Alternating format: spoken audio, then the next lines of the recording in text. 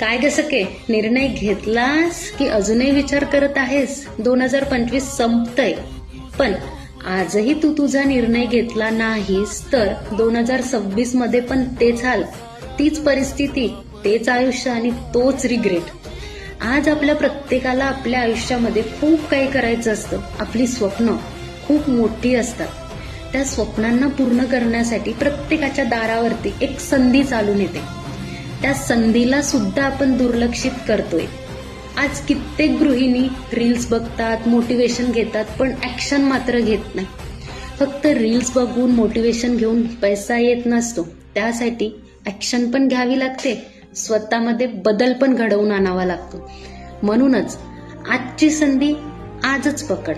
आजचा निर्णय तुझं उद्याचं भविष्य ठरवतोय. आज नाही तर कधी. 2025चा शेवट म्हणजे जागे होण्याची नवी संधी आहे. 2025 शेवट सुरुवात कर. 2026 डिसेंबर तुझं आयुष्य काहीतरी वेगळं असेल.